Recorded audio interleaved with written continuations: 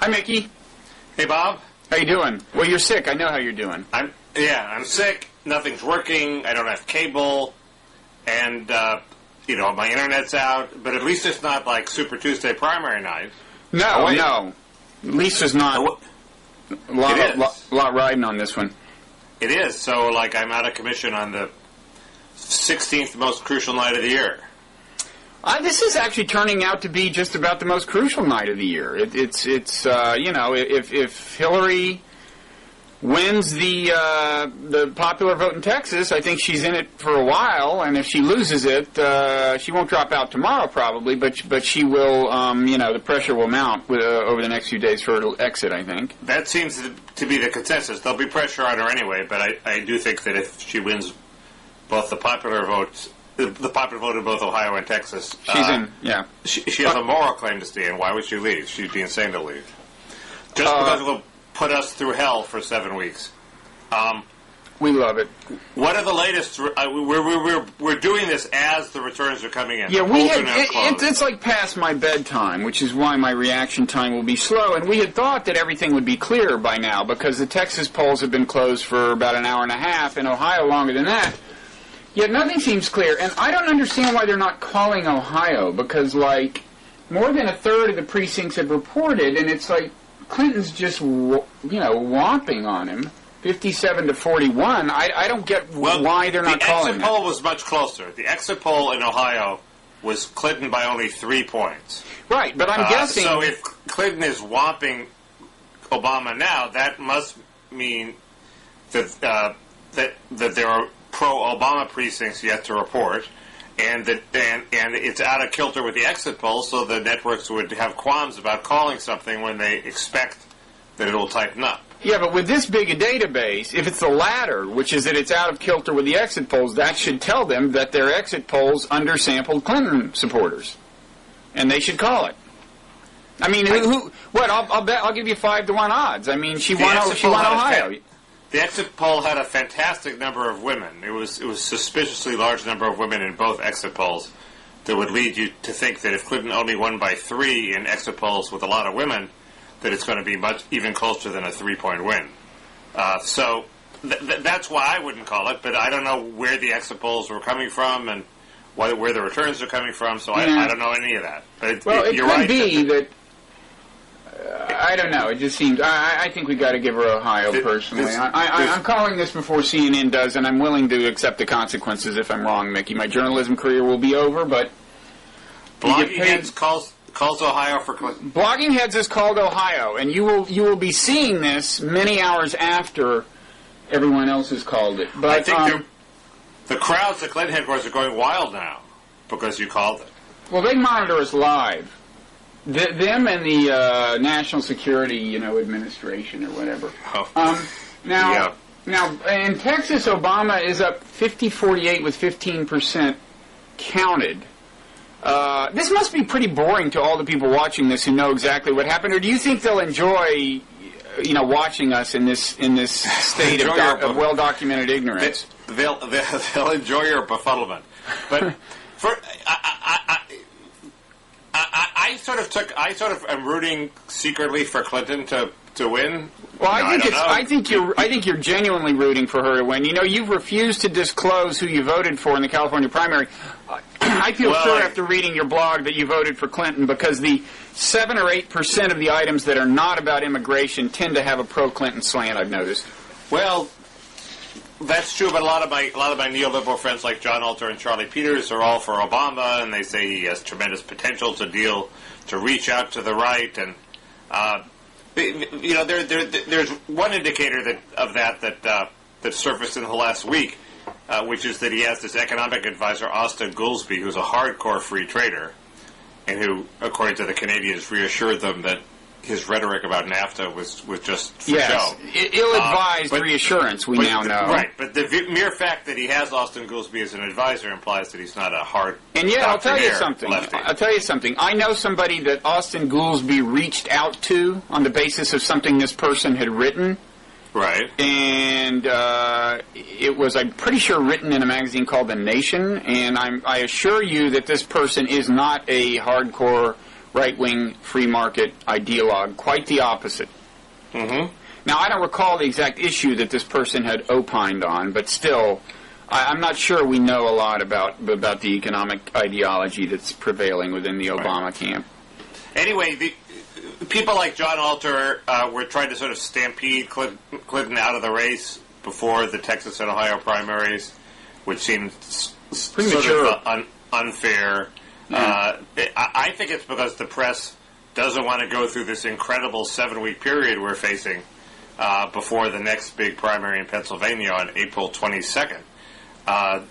With the so-called filer faster principle, 2 days seems like an eternity. 7 weeks is like a voyage to Mars. I mean, you might as well put yourself in suspended animation and wake me when it's April 21st, and then I'll concentrate. Did you think up that line in advance, Mickey, or did that just come to you? That was good. I almost used it on my blog last night, but then it didn't quite work, so it just popped up again today. It sounded great on TV, man. That was really good. Well, thank you, Bob. I hope they cut off the soundbite before you interject. But I disagree. I think these people, they love for the campaign to go on forever. They just support Obama. Well, but if you support Obama, you want Clinton out, and you want to stampede her after Obama's winning streak, and before she proves that Obama's a weak candidate by beating him in a few major states. I did vote for Hillary. I forgot why. Then I remembered why. It's because I still don't trust that Obama is not a left-wing, a down-the-line left-wing law professor, even lefter than liberal. Veering into critical legal studies, disguising himself as a man who can reach out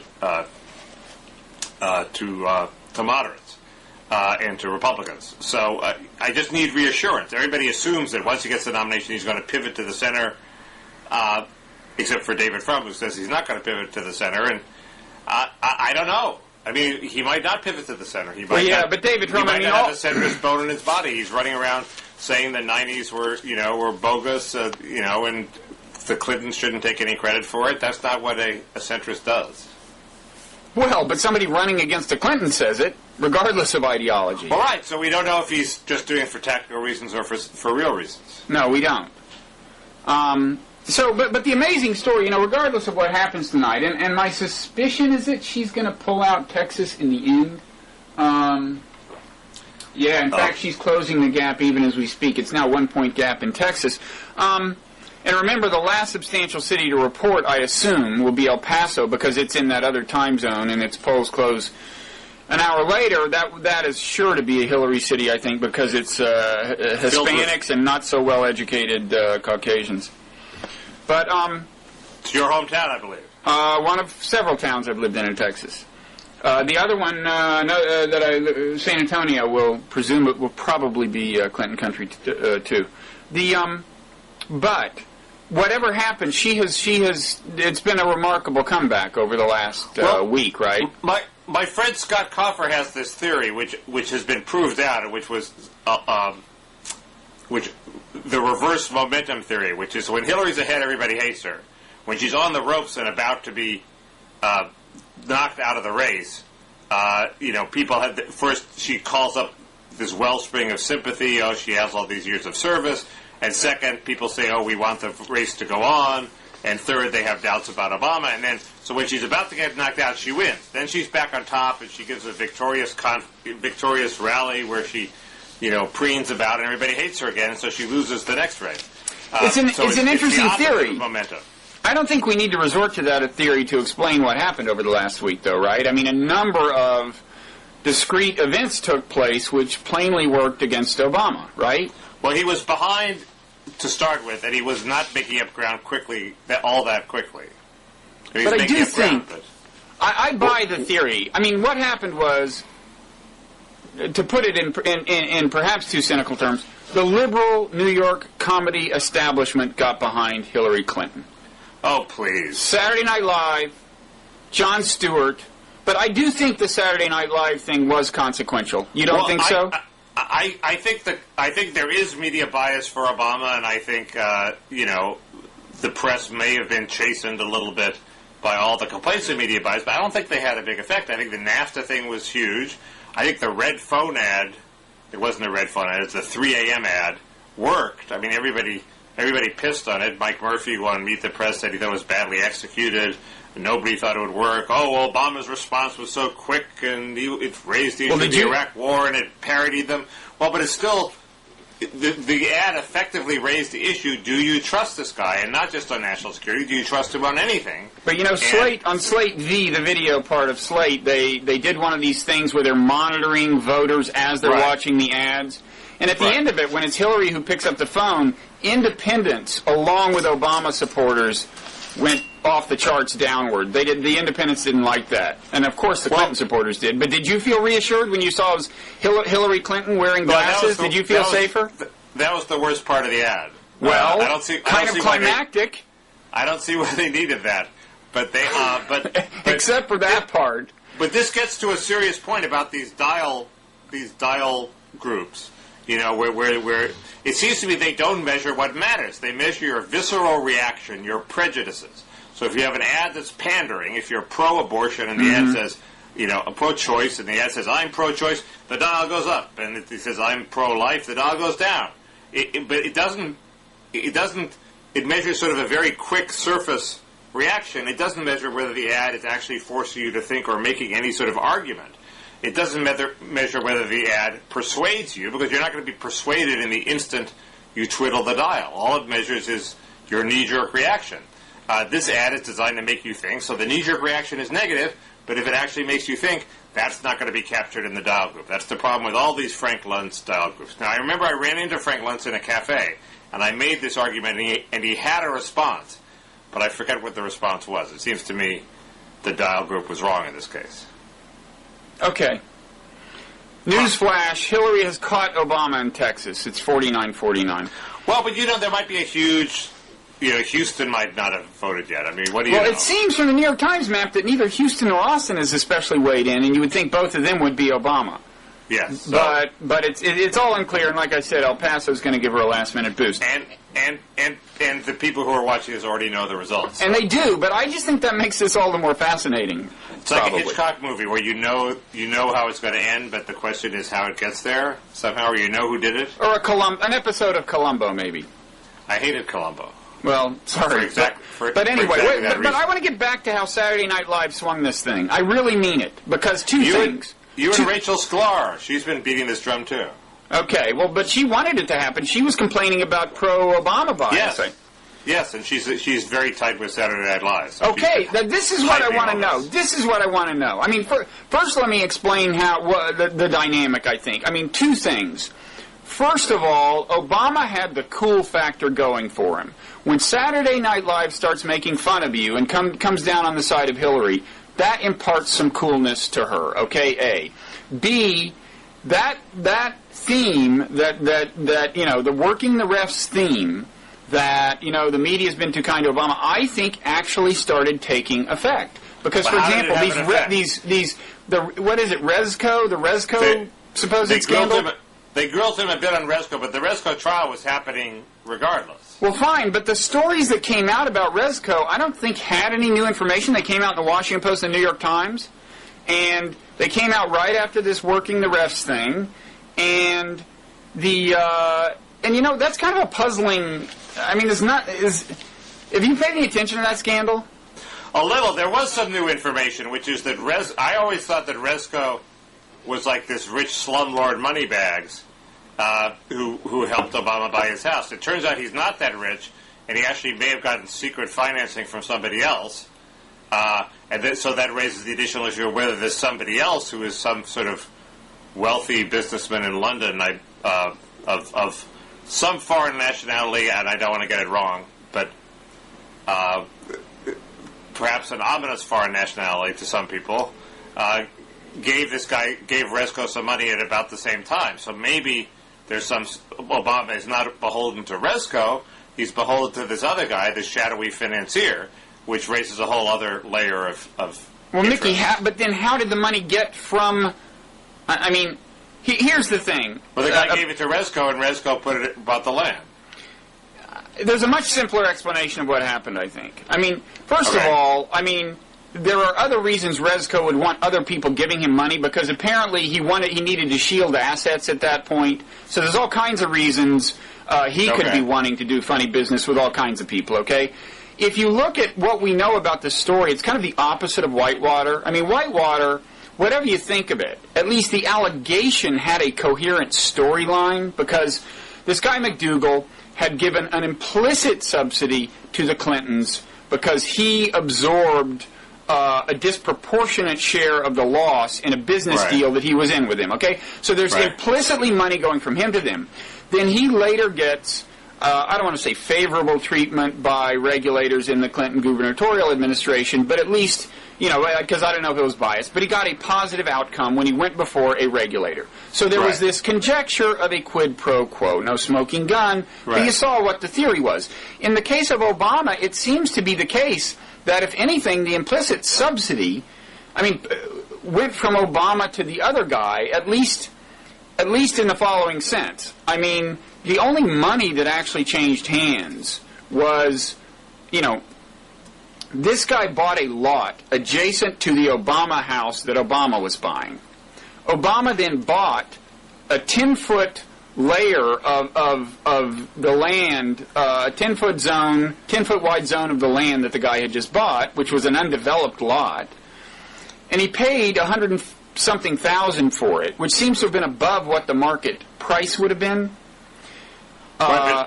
And so he couldn't have bought the house in the first place unless Rezko had bought the second lot, apparently. Exactly. That's why it seems to me that the simplest explanation is Obama wants to buy this house, and I'll tell you, until you've, you know, been married, had a family, and been in the market for a house, you can't imagine how irrational the forces can be that seize you when you're looking for a house. I mean, you decide you want a house, your wife decides she wants a house, you really, really want it. So you can imagine they find out, well, to buy this house, we got to buy the lot next to it. We can't afford the lot.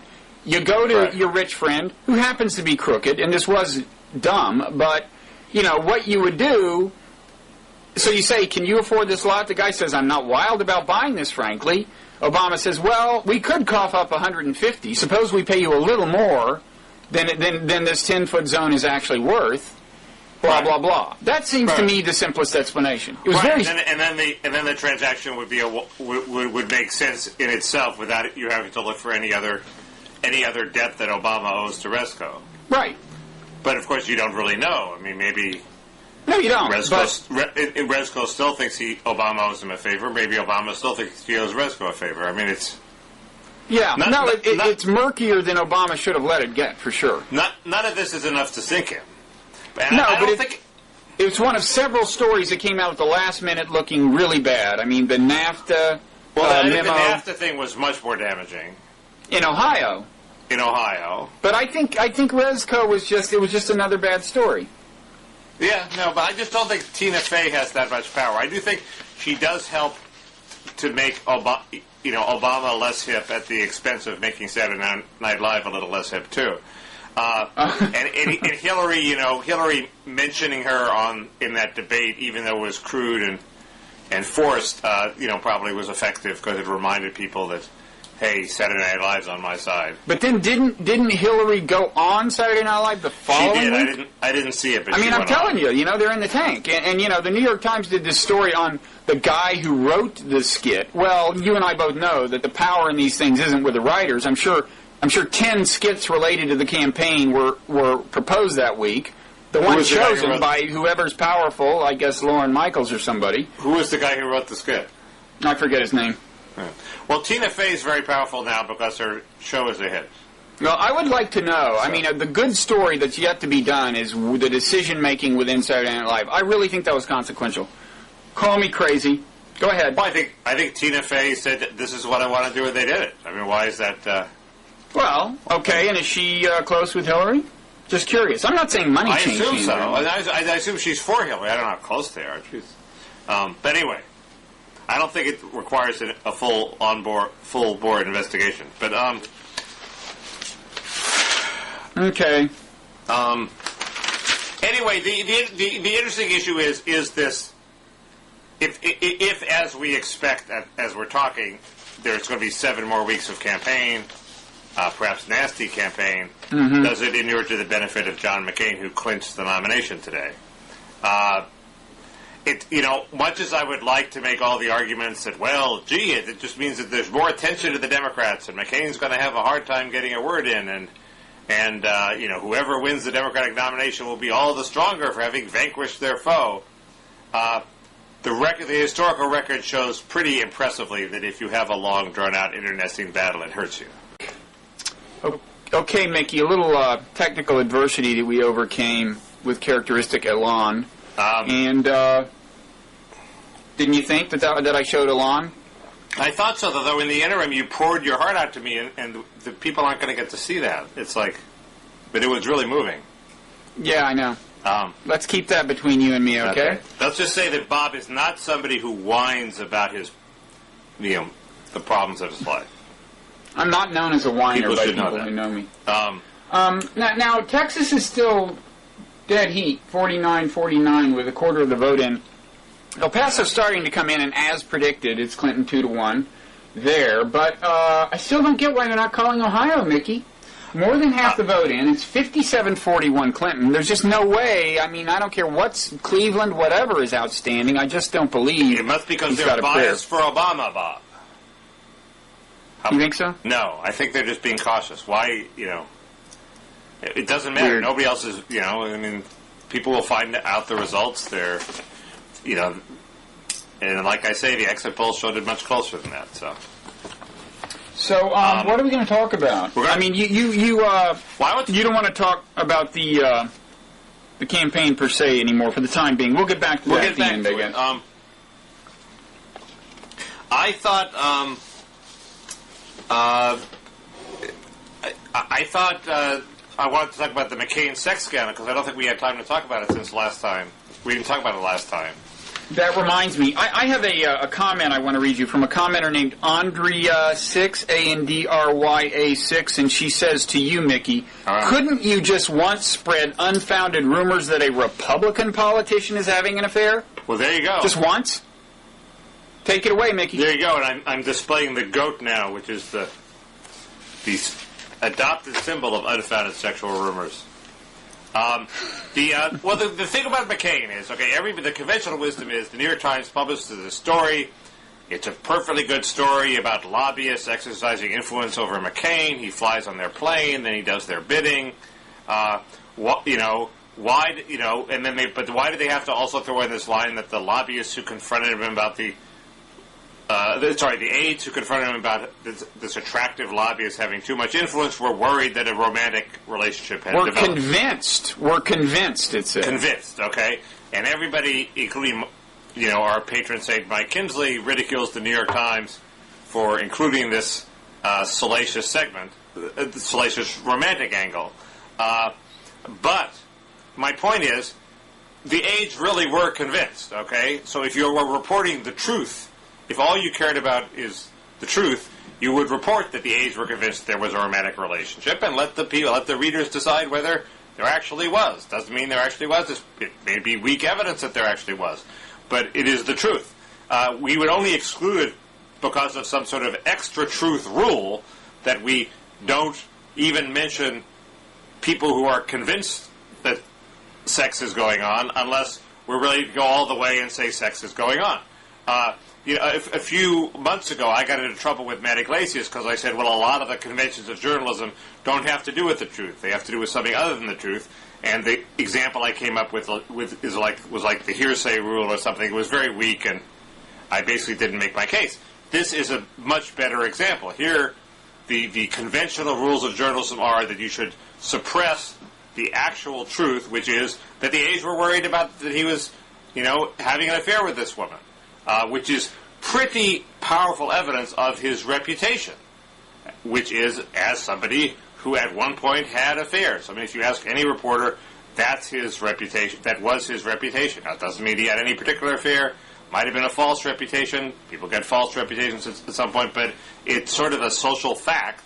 And if you're going to report the truth, you would report that. And instead, what we have is that fact sort of lingers in the background and colors subsequent reporting of whatever news does come out.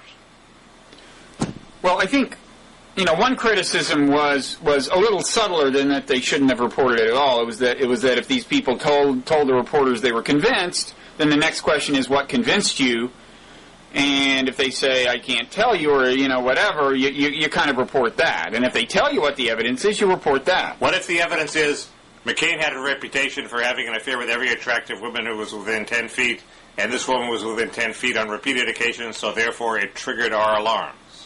I would have loved to have seen that sentence in that Well, piece. right, that's why they didn't give you that sentence. But that with some politicians, that would be why the aides were worried. Well, do we know, was he this epic skirt chaser at this point? We don't know that he was. Well, all I know is, well, first there was a story in the Globe, the tabloid Globe, John McCain's secret affairs. I'm holding it up now. This is recent. A recent this story. This is on supermarket checkout stands even as we speak, Bob. And what is the Globe's credibility level? Is it like the Inquirer? What's that? It's no Inquirer, Bob. It's definitely below the Inquirer. And this story is basically old junk.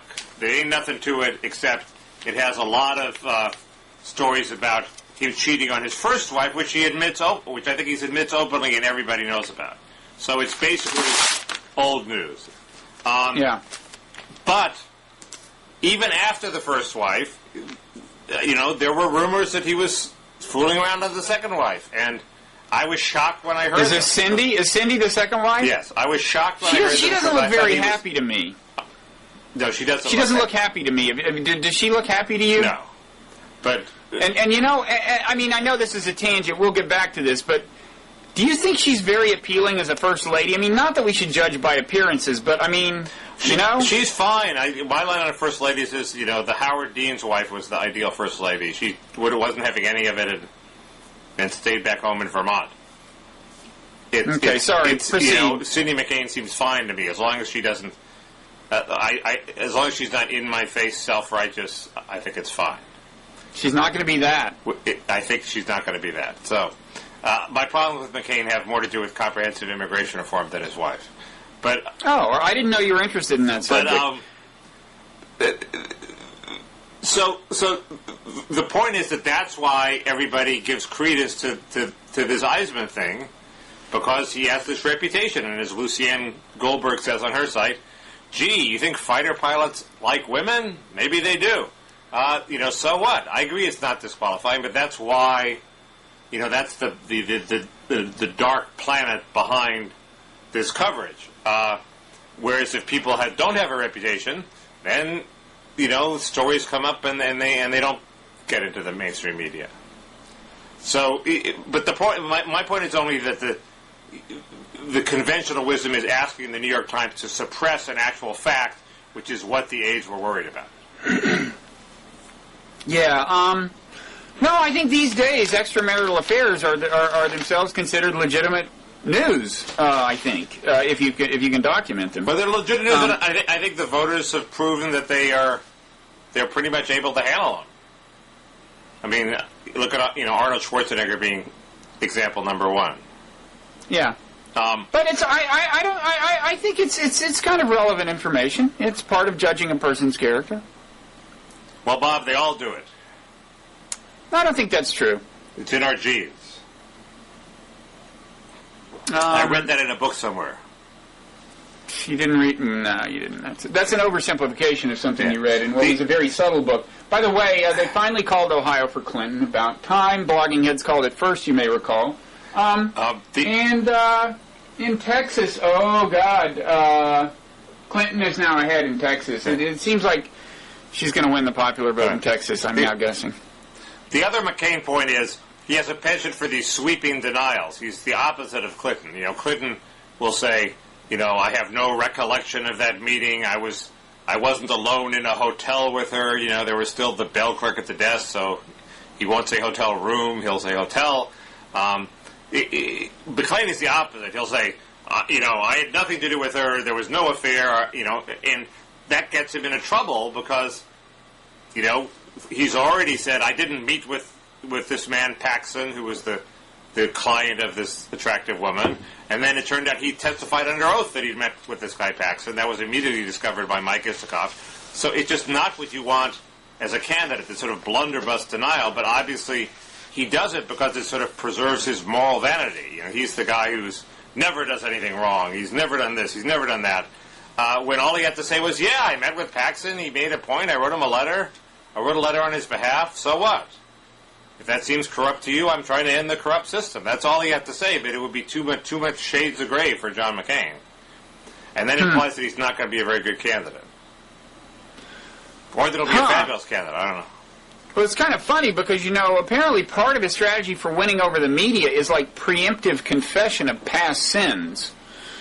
Right, but it's the way I was in high school. You confess past sins, and that just feeds your moral vanity. Whereas you say, I'm so vain, I've even confessed where I'm wrong, therefore I'm 100% right in the areas where I haven't confessed.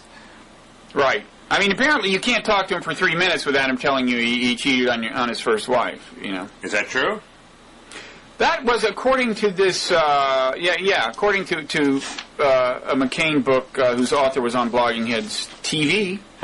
Yes, it is a part of his strategy. He wins you over by confessing about what a bad boy he was in the distant past, I guess, is the deal. And when he was a fighter pilot, he did these irresponsible things and almost, died or something. And right. Well, but again, the idea is the fact that I'm telling you this just shows you how much you can trust me.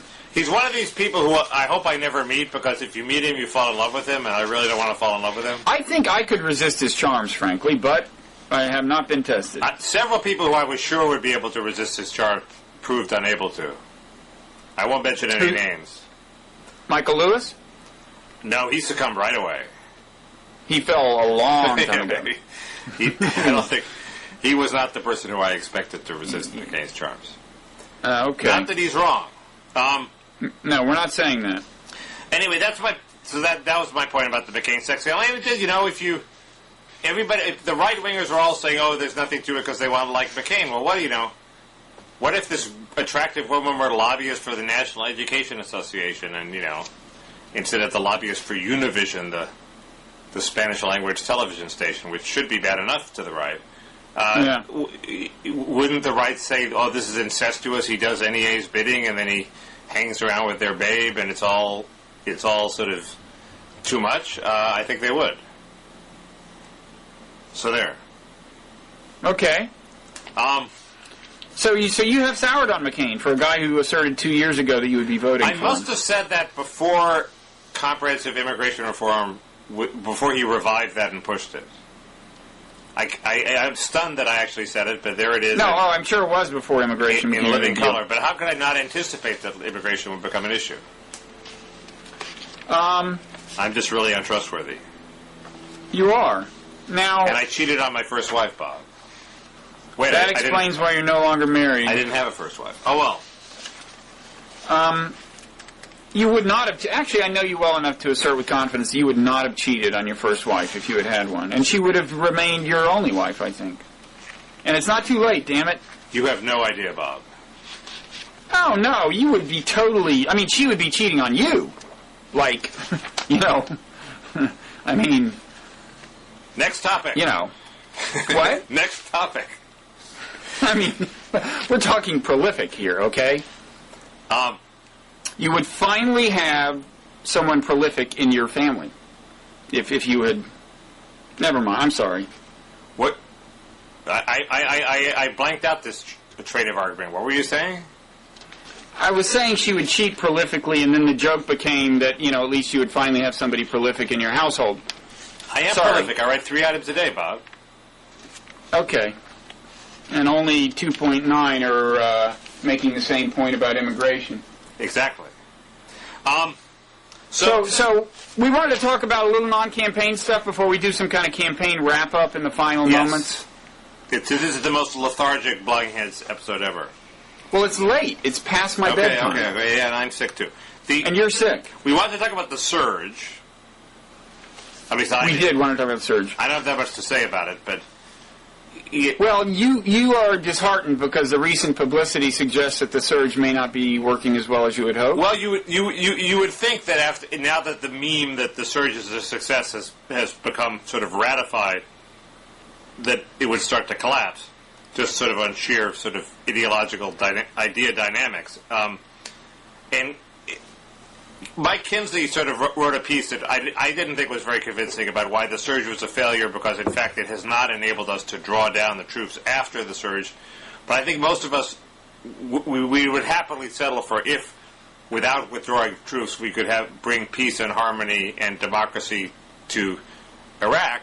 We'd gladly keep 130,000 troops there, or not gladly, but that would be a deal we'd take, even if it wouldn't let us withdraw the troops. The problem, as Fred Kaplan's piece more troublingly points out, is that there are signs that the surge and the accompanying strategies are beginning to fray around the edges in terms of keeping the peace between the Sunnis and Shiites. There's some factions of the Anbar awakening that are sort of threatening to go back to the other side or to lay down their arms. There's the Iraqi government has vetoed the provisional elections that were supposed to be held and supposed to empower some more Sunnis and I guess some more Sadr forces. And so then the question of, if the sides are still at loggerheads, is there any possible resolution? And will withdrawing our troops, as the Democrats say, spur the sides to get together, or will they just encourage civil war? And I haven't the faintest idea which is true. The interesting point that Kaplan makes is that Admiral Fallon, who is Petraeus' superior, seems to be hinting that he thinks a withdrawal, that we should pursue the Democratic strategy of withdrawing in the hopes that will spur political settlement, because he has called for a pause, but only a short pause in terms of pulling out troops. The interesting thing about his statement was not that he called for a pause, but that he said it would be short and it would be followed up by continuing withdrawals. Maybe he doesn't care what happens in Iraq. I doubt that, but he's sort of the anti-Petraeus in that sense. Well, I mean, first of all, I'd say, I'm not sure this should be treated as news that maybe the surge isn't working as well as had been hoped, because for a long time critics have been saying, wait a second, it's really not working. I mean, even though violence is clearly down, and leaving aside the question of how much of that is due to the surge and how much is due to the playing out of ethnic cleansing and how much is due to the Sunni awakening, which is technically a separate matter from the surge, leaving all that aside, there have been people who have said it's really not working because originally it was billed as something, part and parcel of which was national political unification of Iraq. It's one thing. It's one thing to not have national political unification in a country that is relatively safe compared with before. It's another to have the failure to achieve national political unification threaten the security, the hard-won security, which is what Kaplan suggested.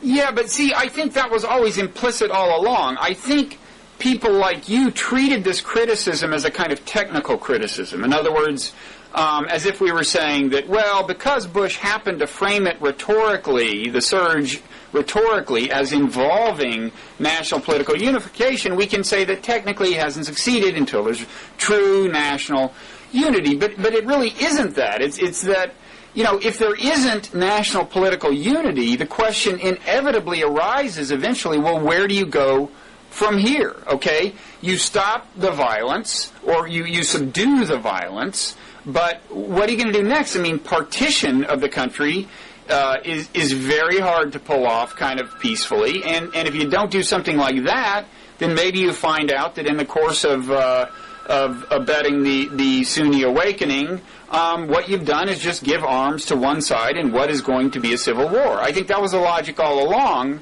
And so, in a way, we're starting to see people just recognize the power of that critique, I think. Yes, although, if I remember, there was an answer to the critique, which was that we were building a stable status quo from the bottom up that didn't really have all that much to do with the government, the central government of Iraq, but was sort of a town-by-town, province-by-province stable status quo.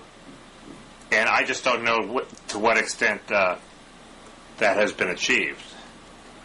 Well, okay, but I don't either, but you're starting to see frictions that seem to result from the absence of national unification. The Sunnis are complaining that they're not being included in the national police force. And we were also setting up a balance of power so that, the opposing forces, when we left, maybe they would reach some sort of deterrent state and not have an all-out civil war because they were each scared of each other, as opposed to being completely lopsided on the Shiite side, so that they thought they could just win.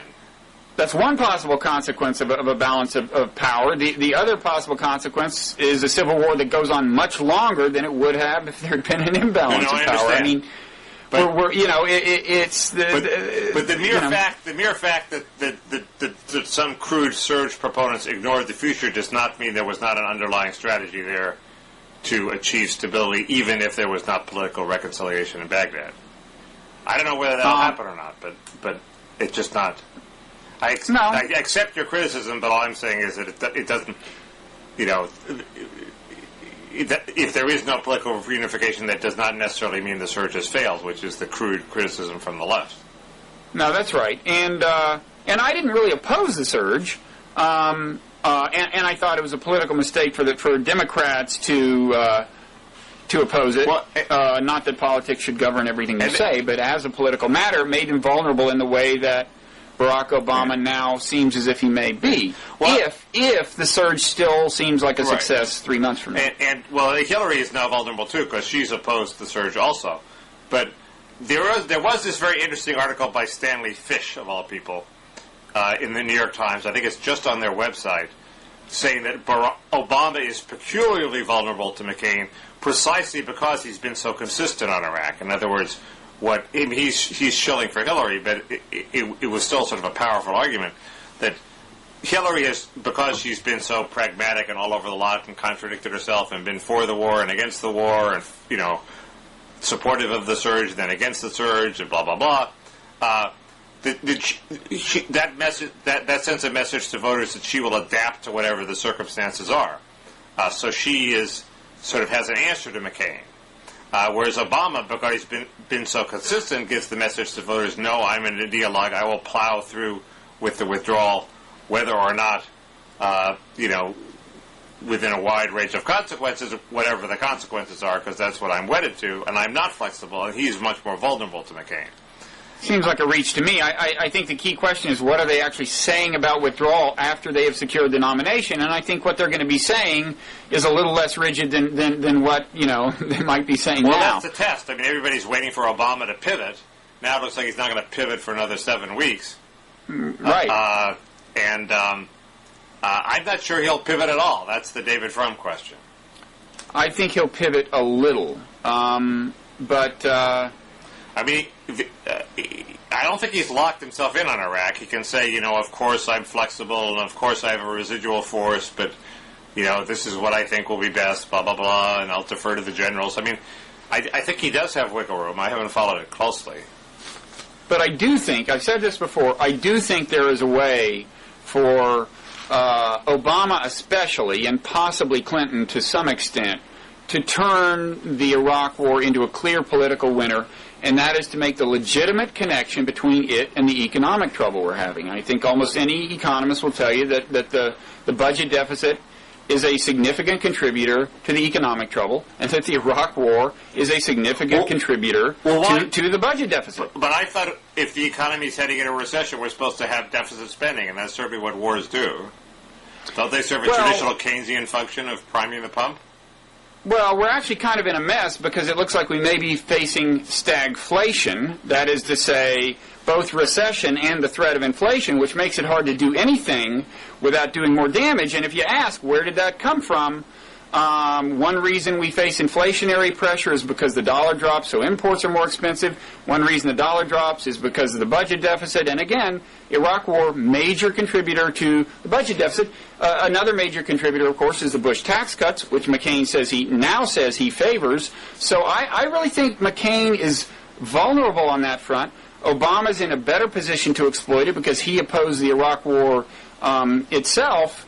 But I think this is a real political winner for him. If you weighed the budget deficit versus the rise of the price of oil because we happen to have a war in a oil-producing region, which raised the risk premium for people selling oil. Isn't the oil by far and away more important? Throw it into the sack. I mean, that works in the Democrats' favor too. It works in the favor of anybody who opposed the war. No, I know, but I just don't. I don't know what the relative contribution is, but I think this is the line of attack because the economy is probably going to be the biggest issue in the coming months. And you know, it's like this line about I'll stay in Iraq 100 years as long as a lot of soldiers aren't dying. Well, will you do it at a cost of $100 billion a year? I mean, this is crazy. Well, McCain also contradictorily says the war is going to be won very quickly, which seems to be belied by the problems that the surge is having. It depends on what you mean by victory, but well, he means that it'll be stable enough so that even though we have a troop presence for a million years, that our troops won't be killed. It'll be like South Korea. Right, but I think, I'll tell you, I have personally met a number of Republican voters whose main complaint about the war is not that it's made us less safe, which is my main complaint, but that it costs so much money. I really think Obama can pick up some independence, or Hillary, but again, it's a stronger issue for Obama. And for that reason, he probably should start deploying this now against McCain, and make the point that he can use this issue in a way that Hillary can't because she supported the war. You may be right, and I'm sure that tests well, but it's basically a bogus argument, Bob, because... No, it's not. It's not. I mean, if the war were successful at taming Islamic extremism and reducing the threat of terrorism and bringing democracy to the Middle East, it would be clearly worth whatever economic costs we were paying. But it's not that, Mickey, so that's a moot point. We shouldn't do a war that maybe we should do because it's going to rob government programs of needed funds is the most hack left anti-war argument, and it really shouldn't have any traction. It does have traction. It should have traction. Money is real. The economy is a real concern. I'm not saying that whether the war achieves its strategic goals is irrelevant, but first of all, it just didn't. Okay, well, so that's all off the table. My point is that that's the argument. The traditional Democratic argument that the war is wasting money we could be spending on buses and, low-income heating subsidies. No, we could not be descending into an economic spiral is the point. And look, if the strategic goals had been met, the financial cost of the war would still be a legitimate consideration. It wasn't worth the money. When they're not met, it's definitely a legitimate consideration, and it's a legitimate point because it really was enough money to contribute to our problems. And you throw in the Bush tax cuts, and as you pointed out, the rising price of oil, also largely due to the war. You've got a very powerful argument. And whether it passes your smell test or not, I'm pretty sure this one can play on TV. No, it'll play very well on TV, but, I mean, I don't know. If there were signs that Bush had grossly mismanaged the economy, that would be one thing. But, he didn't inherit a great hand. That the economy hasn't been all that bad. Recessions happen. This one so far is relatively mild. The tax cuts probably should be repealed, but it's just not that big a deal. Mickey, compare this. I mean, if you're wondering whether this issue will work, compare its validities to the validity of some issues that are definitely working, okay? There really are a lot of workers in Ohio who think that their jobs are in peril because of NAFTA. That's true in almost, no cases in a very small percentage of the cases. But the issue is working, okay? I think trade is this, on the other hand, is a totally valid argument. You think trade is invalid? I thought you were all for worker standards and environmental safeguards because free trade doesn't necessarily help everybody. I am for those things, but the idea that NAFTA per se is responsible for the loss of a whole lot of jobs in Ohio, I'm very skeptical of. Traditionally economists show that, first of all, has more to do with technology per se than with international trade. NAFTA, if you look at the portion of competition due to international trade that is due to NAFTA, that's a very small portion. I'm just saying the issue is being inflated pretty considerably, and the issue I just gave you is a real one. I follow the auto industry pretty closely, and there are a whole lot of cars now being made in Mexico, Bob. So if Well, what I'm you're asking in you- Ohio, which is one of the heart of the auto parts industry, you're very, very aware of that. Well, how many of those? The question is, how many of those would be being made there, even if it weren't for NAFTA? Well, right. I don't know. NAFTA symbolizes a whole, trend toward right, globalization. okay. So what? As a symbol, fine. But I'm saying that there are a lot of workers who think NAFTA per se did whatever. And free trade benefits everybody except for, everybody in the aggregate, but it doesn't make life easy for unskilled workers who are now competing against all the world's unskilled workers. Compensating them through training doesn't necessarily make up the difference. The only hope is to run a tight labor market in the unskilled sector, which massive immigration. Are you getting back to immigration? Are you getting back to immigration here, I'm Mickey? saying the Democrats are not for the one thing that would actually help the people who are hurt by trade, which is a tight labor market at the bottom. Yes. Which and how would we get that tight labor market, Mickey? Well, Restrict Bob, immigration? There's a fence, and we can just build the fence along the southern Okay, border. I just want to make sure I was right in knowing and guessing where you were heading. It's through control of immigration. Sure. Okay. Yeah. Not that there's anything wrong with it. Yeah. Okay.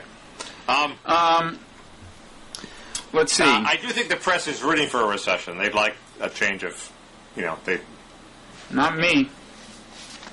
Got bills to pay, man. I'm sort of half rooting for a recession because I'll never be able to buy a house without a Well, plus your salary comes from a major corporation. You're safe. World War II depression style recession.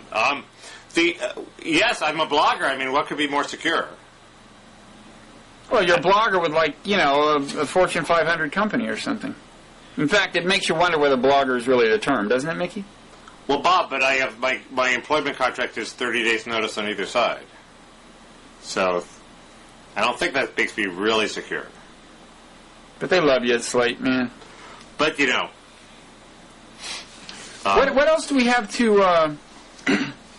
I think we've said about as much about the economy as either of us knows. Yeah, I think that's it.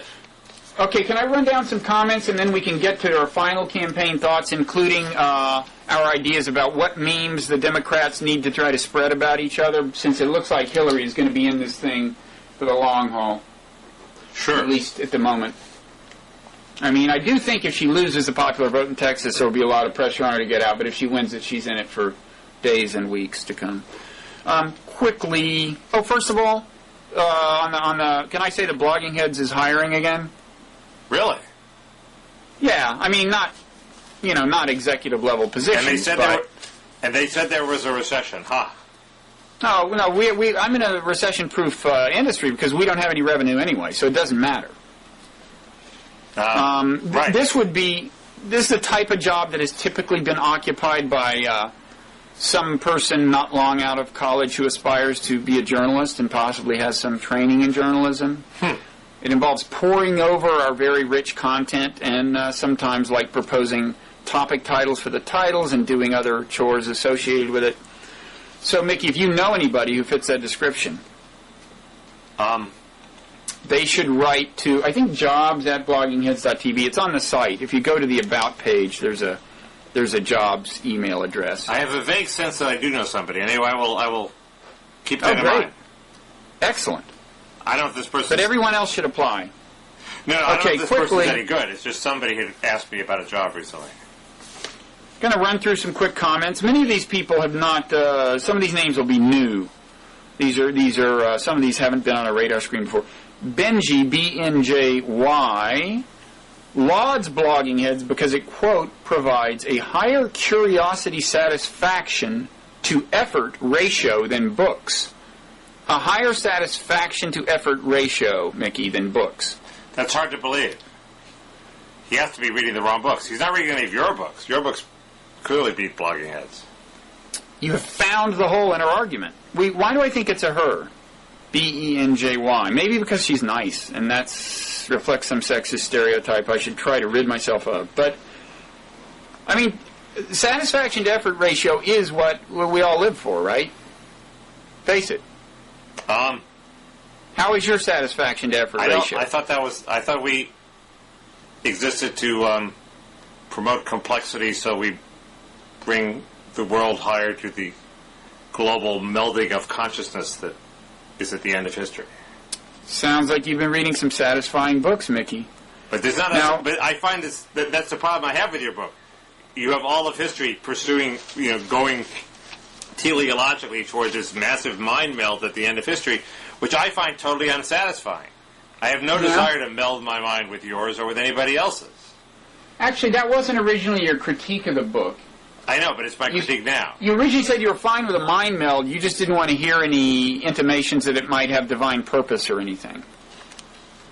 But anyway, but now, after trying to live my life in the service of the place in world universal history that is assigned by your book, I found it very unsatisfying because what do I care if 100 years, 100 or 3,000 years from now, people have some sort of Vulcan mind meld?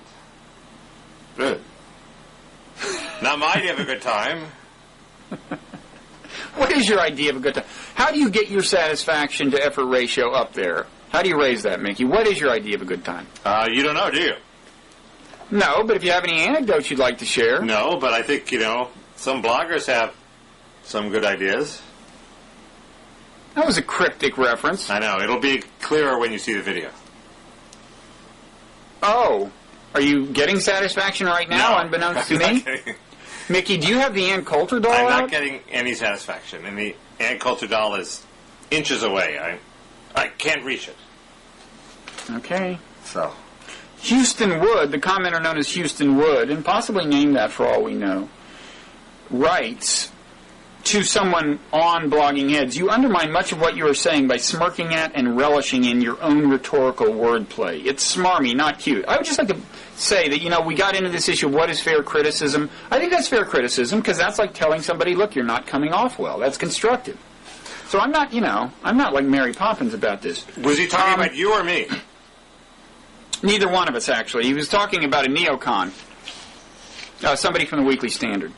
No, because one of my general problems in life is that when I think I'm making a when I think I have a wry, ironic smile, I actually have a smug, self-satisfied smile. One of my problems is I always look like I'm not happy. When really you are, Bob. Deep inside. Now, Kragger, you're not going to like this suggestion. Fragger?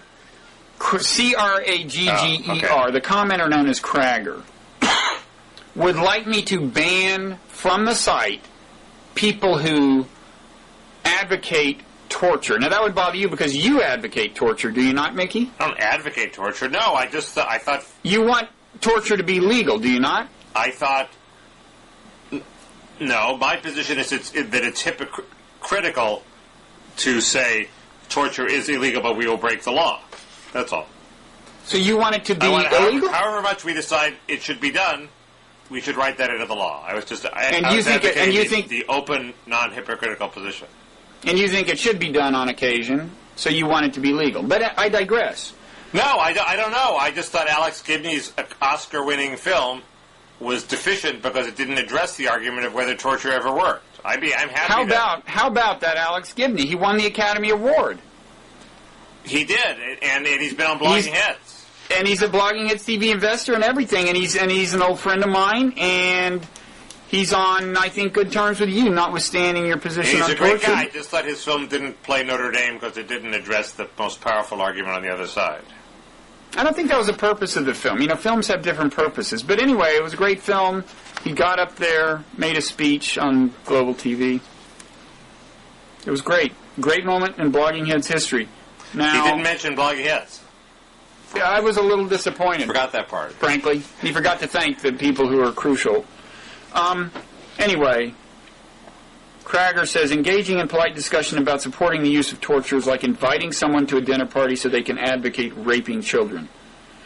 I would just say, first I'm not going to follow this particular piece of advice, but secondly, as crazy as it may sound to you, the day may come. These norms change. It's like 150 years ago, you would have invited somebody advocating slavery to your dinner party and just had a polite argument about it. Now you just would not invite them to your dinner party. Norms change.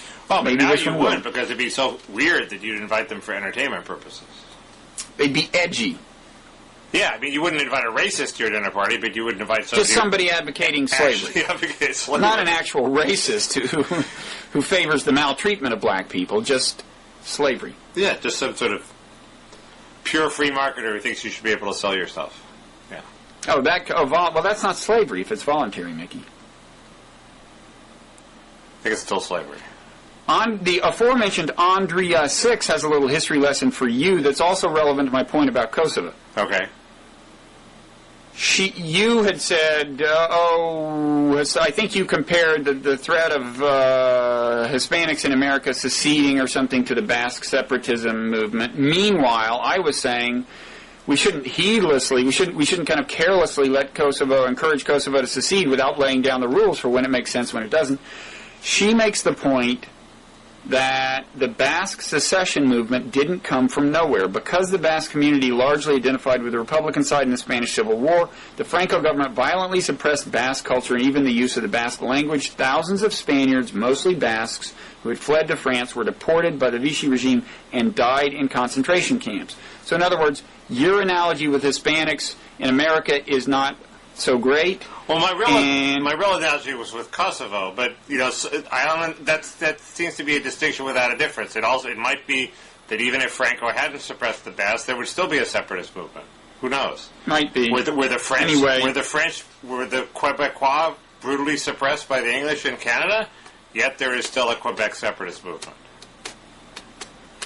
Well, my application to Kosovo was actually Basque history of oppression turns out to be more comparable to Kosovo than you might imagine. So they are the kind of people who might use Kosovo as an example and say, hey, we get to secede. So my point, the point about the Basques is just that they have a sort of low-grade terrorist movement there that seems to me the sort of worst-case scenario for the southwest United States. I do not think there's going to be a war to separate off Aslan from the southwest United States, but I do think the means of terror are now sufficiently widespread that we could have a few bombings, that's all. Speaking of commenters hostile to you, Samuel S.D. chides you for, in the view of Samuel S.D., kind of wasting your gifts by increasingly focusing on a very narrow set of issues and taking predictable, well-worn positions. He writes, I swear, if it's a he, I swear if Michelle Obama was accused of having an affair with an illegal immigrant, Mickey would be so excited that, and then I'm not going to read the rest because it's a little on the graphic side. Do you want to? No, I think we'll let that one go by. Ogie, O-G-I-E. This is like that. This is like the episode on Larry Sanders where he opens the envelopes that have swastikas written all over them and says, well, I think we'll skip that one. This is, I don't know this episode, or even this, what is Larry Sanders? That's not... It's the Gary Shandling show after the Gary Shandling show. Ah, yes. Yeah.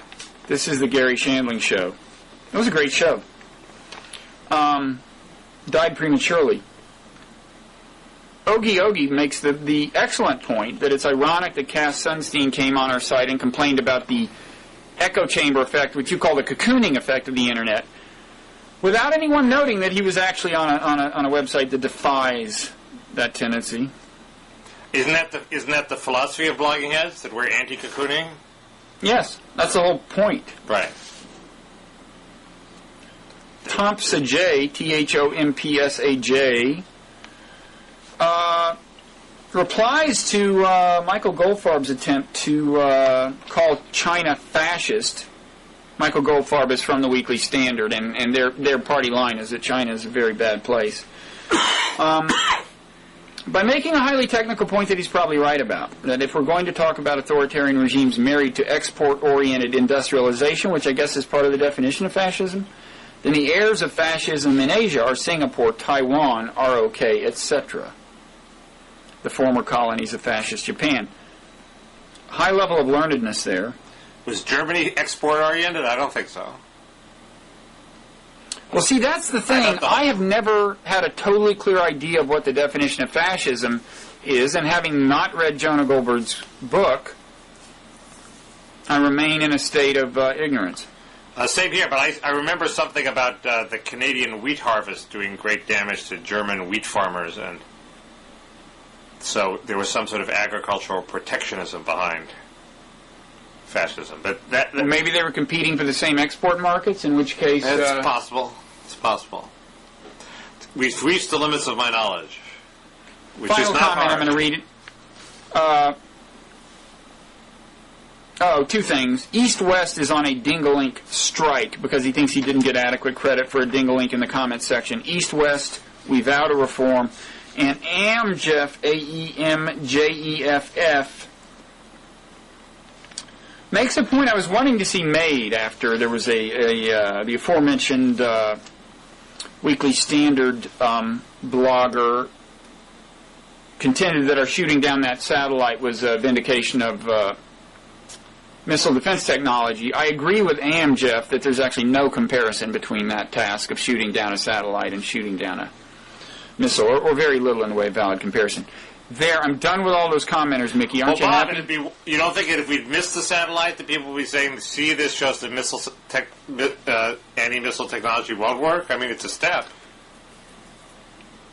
You know? Yeah, it's what would be a good comparison? It's like, if I said, I'm gonna juggle, I'm capable of juggling 7 items at once, and I threw up a ball and failed to catch it, it would be valid to say, there's no way you're ever going to juggle 7 items at once. But on the other hand, the fact that I caught the one ball coming down wouldn't significantly corroborate my claim that I can juggle 7 items.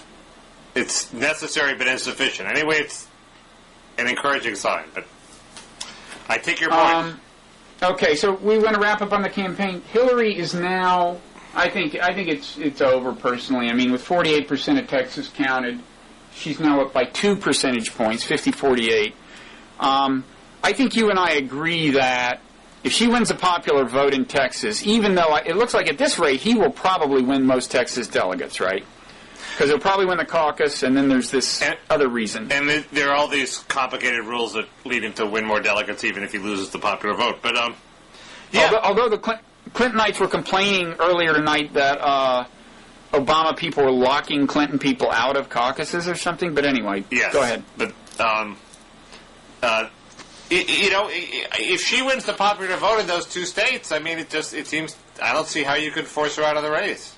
All you can do is beg. I don't think she will be. I don't think she will be forced out. I think, the argument will be, look, there's, if he wins the most delegates in Texas, the argument will be, look, there's no way you wind up with the most actual pledged delegates, Hillary. I mean, he wins that race. Do you really want to turn this into a superdelegate bloodbath? But in 1968, if Hubert Humphrey had been winning caucuses and McCarthy and Kennedy had been winning primaries, would we have said, oh, well, gee, Hubert, you have the most delegates, so you should be the nominee? No.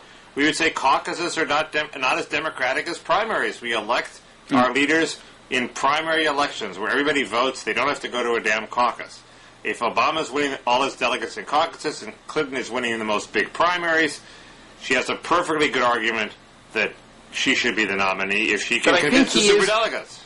But I think he is ahead in the aggregate popular vote cast so far. Which is especially impressive because if you count the caucuses, they are, those vote totals are lower in those areas than they otherwise would be. But let's see where it stands after tonight. Sure, look, if I were her, I probably wouldn't get out. And I also think that momentum may count for something in the end in terms of who can line up the superdelegates. I mean, plus, the Clintons they're part of the establishment. They've got a lot of levers to pull. In lining up the superdelegates. I mean, supposedly Tom Brokaw reported that Obama has 50 superdelegates in his pocket who tomorrow are going to say, we're with Obama. I wouldn't bet on it if he doesn't win Texas. He has some big event planned, but our viewers will know whether, in fact, he pulled it off or not.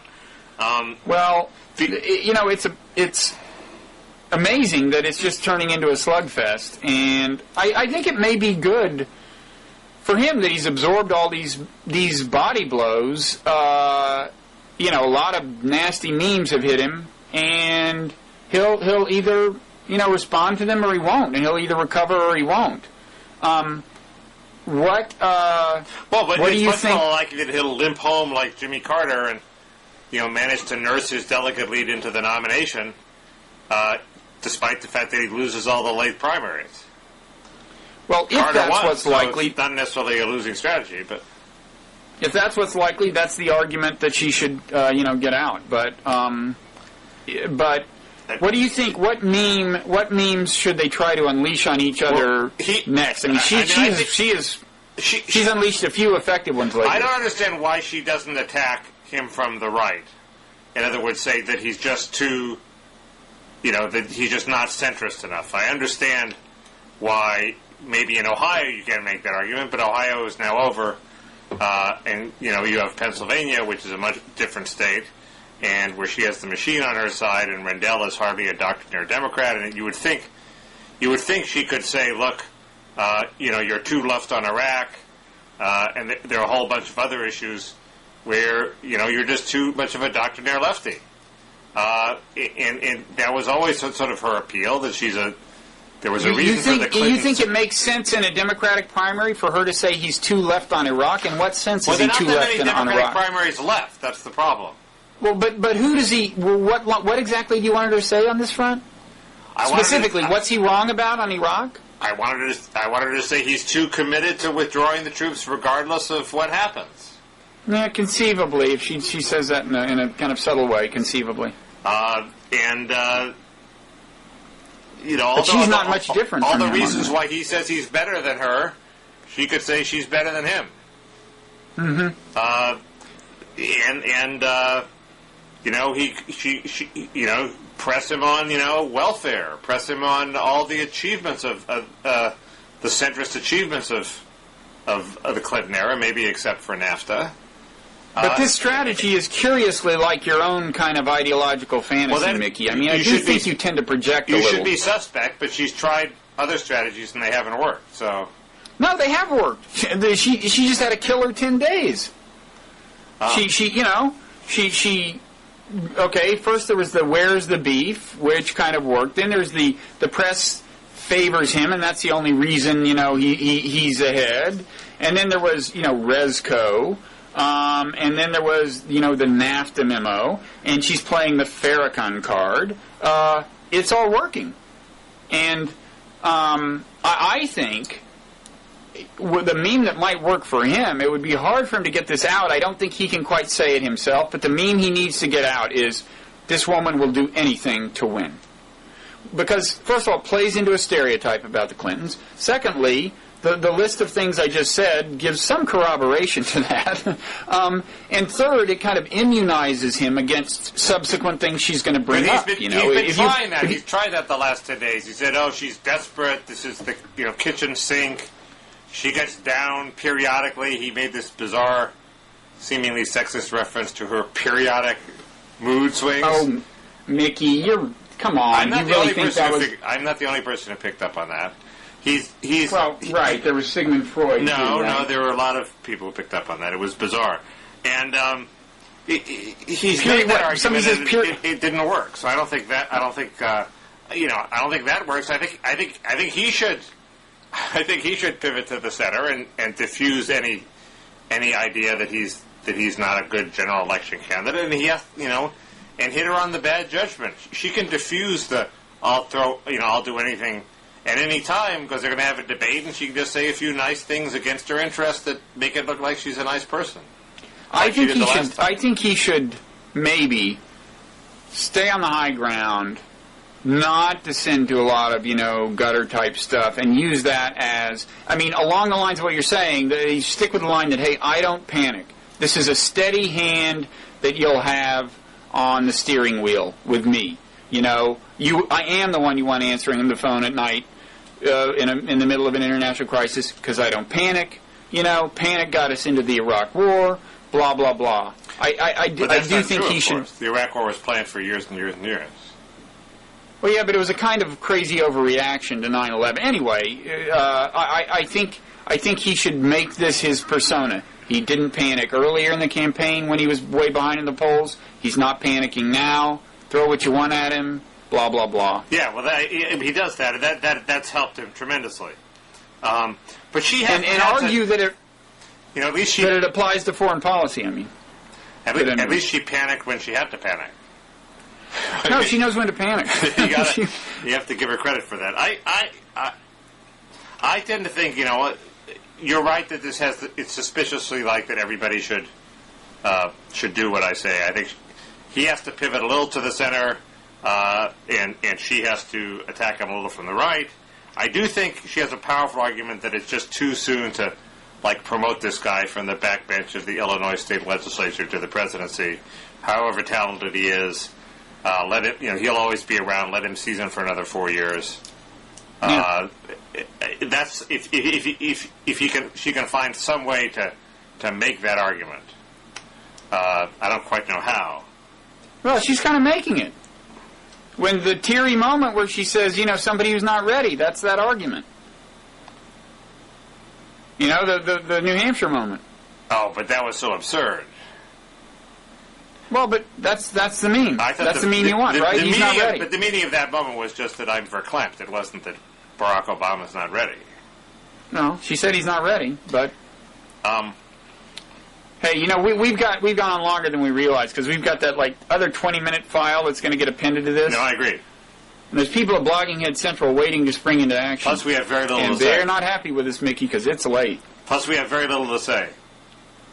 So I know, but we've said it in a very time-consuming way. Well, that's good. But that's what happens when they pay us by the hour, A lot of MBs and KBs.